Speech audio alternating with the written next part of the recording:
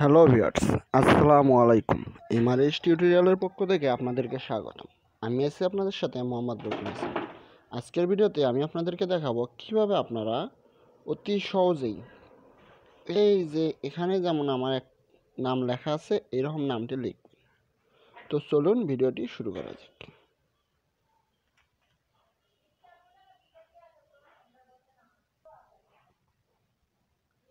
প্রথমে আমাদেরকে যেতে হবে প্লে স্টোরে। প্লে স্টোরে যাওয়ার পরে আমরা এখানে সার্চ দিব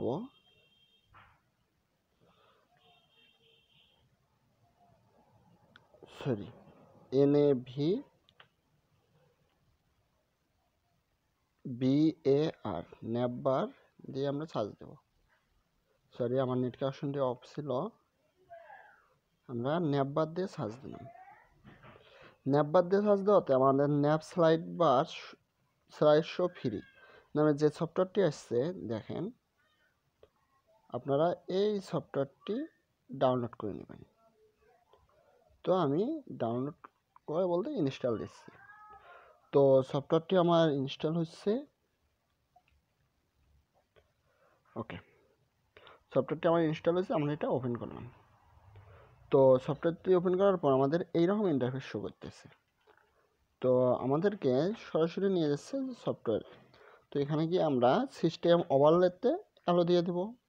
আমরা অ্যালো করলাম, ব্যাক স্পেসে চাপলাম, স্টোরেজ পারমিশন নিয়ে গিয়ে আমরা এখানেও অ্যালো দিয়ে দিলাম। ওকে, এখন আপনারা সর্বপ্রথম এখানে যদি পিকচার চেঞ্জ করতে চান তো আমরা পিকচার চেঞ্জ করতে পারি। আমি এখান থেকে এই পিকচারটি দিয়ে দিলাম।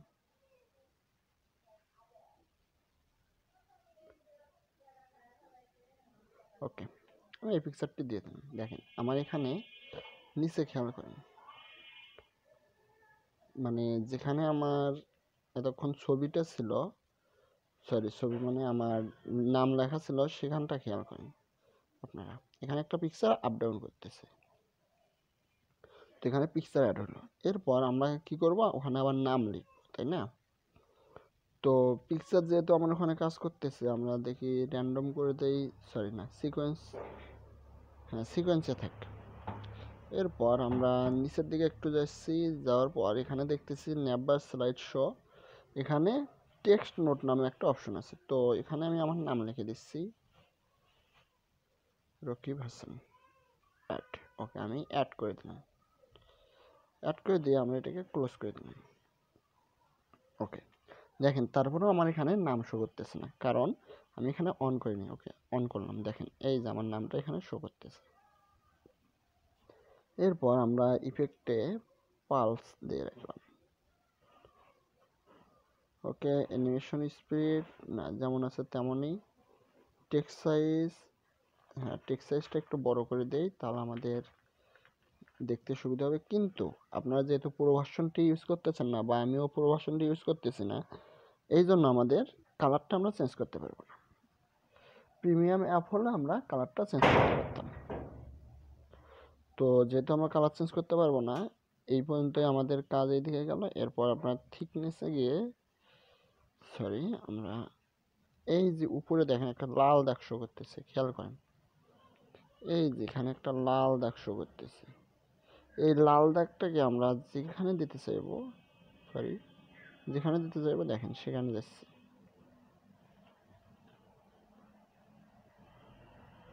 আমরা এটা টপেই রাখলাম।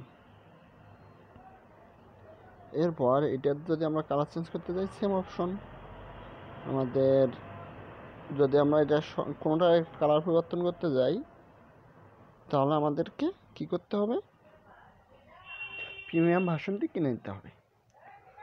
তো দেখেন আমার এখানে কত সহজেই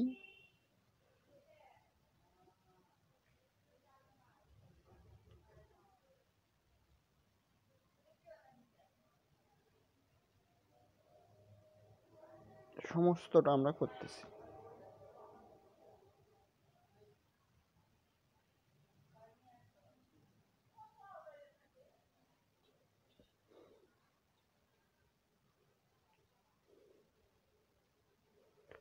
ওকে, তো বন্ধুরা দেখেন, এখন আমি আমার হোম পেজে বা হোম মেনুতে চলে আসলাম।